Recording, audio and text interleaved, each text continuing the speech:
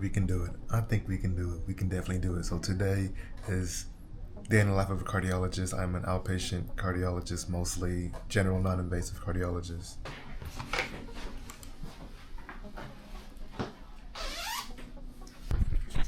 It's a Friday. You see the logo? We're repping Tennessee. Hopefully we win the game this weekend. In addition to seeing patients, I have a few echocardiograms, which are ultrasounds of the heart that I'm going to be looking at. This is an example of an echocardiogram. Unfortunately, this heart's not squeezing as strong as it should, so it's my job to figure out why. Typically, if someone's heart's not squeezing strong, the first thing we want to make sure is that it's not due to a blockage. So we'll be at some point doing a left heart catheterization to make sure a blockage is not a cause of it. Alright, I just finished reading all of the echoes. Terrible echoes. Not one of them was normal, and yeah, I don't want to share those ones, but start seeing the first patient now. Looks like they're here for history of coronary disease, so we'll see how they're doing. Alright, so this patient that I just saw has coronary disease and had stent placement, doing well, and now we're looking for ways to prevent another one from happening. So risk factors, lifestyle changes. Sorry about the printer. Risk factors and lifestyle changes. She's diabetic, obese, has high blood pressure, so definitely tackling that and watching what you're eating and just getting more exercise. So we've actually had a few of them come in, but I just had to see them. I was back to back and didn't have enough time, but one of the most recent ones that I saw was a follow-up, and I actually haven't seen her in almost 2 years because she's been doing good. But she comes to me and says, oh, by the way, my mother had a heart attack.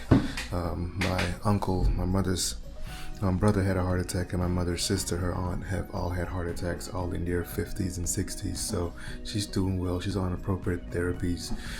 Actually not on anything really, and she was basically saying, what can I do to make sure that I catch this early, because her aunts and uncles unfortunately did not and passed away.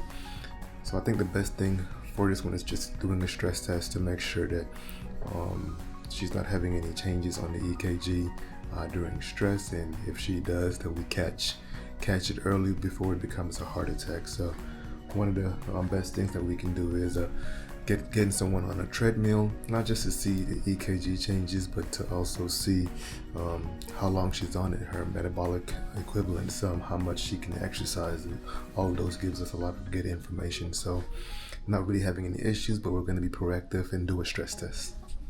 Another one has already had a heart attack in the past, and I've been seeing him for almost 3 years now. He's on appropriate medical therapies, but he's noticed that over the past few months, whenever he's doing things like chopping wood, walking more than a block, he starts having some chest pain, chest heaviness. Unfortunately, he hasn't really followed a strict cardiac diet just because he likes the fast foods.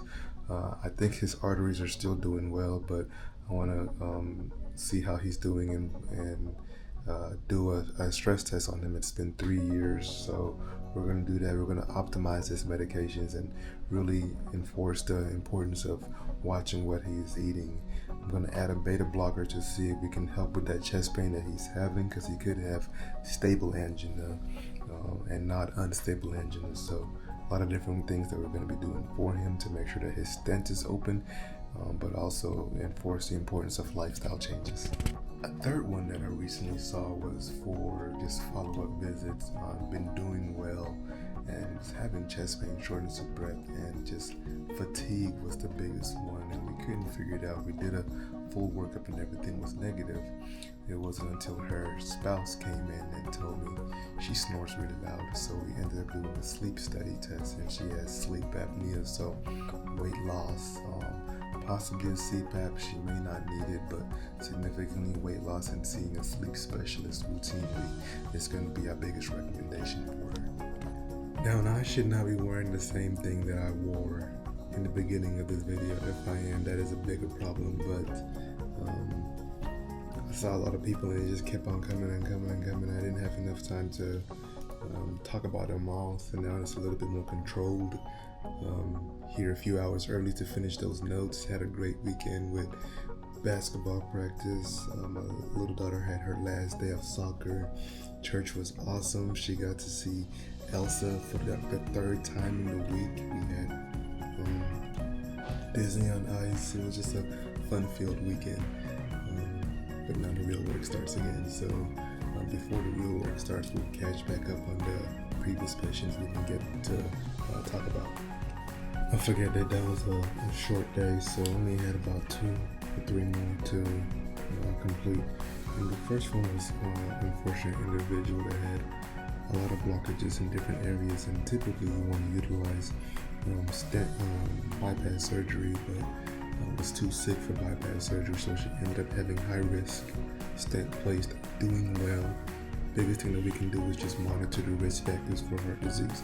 Things like high cholesterol, especially hers was extremely elevated, high blood pressure, her diabetes is out of control, so we really want to stress the importance of the good thing is a lot of the neurodiabetic medications are also cardiac protective, so we can start to utilize those ones too in hopes of preventing worsening of her cardiac disease.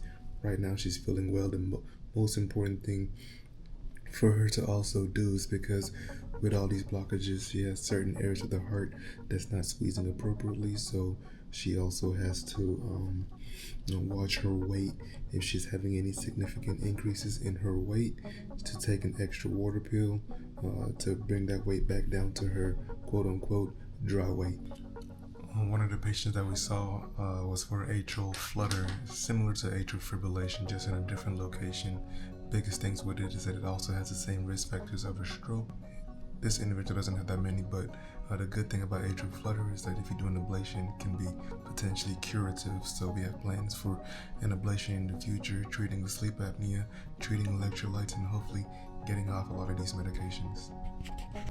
And the last patient that we saw was for coronary disease, but mostly for shortness of breath and swelling. Biggest thing that we're doing is just checking labs. He sounds good, but maybe hiding fluids, so we're checking labs on him. He's about 3 pounds from his normal weight, so increasing his diuretic to help him get rid of that extra fluid. And then I'm gonna have him see me pretty early, pretty quickly, because I don't want this to build up and then him have to go to the hospital when we could have treated it outpatient.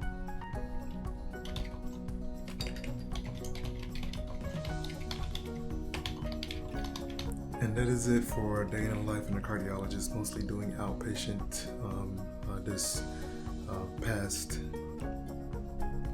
for this video, we're just showing what an outpatient day looks like. If you have any questions on other videos that you want to see in a day in the life of a cardiologist, let me know in the comments. This is Dr. Isang, just remembering that prevention is a lot better than treatment. Know what the risk factors are for heart disease and take control of your life.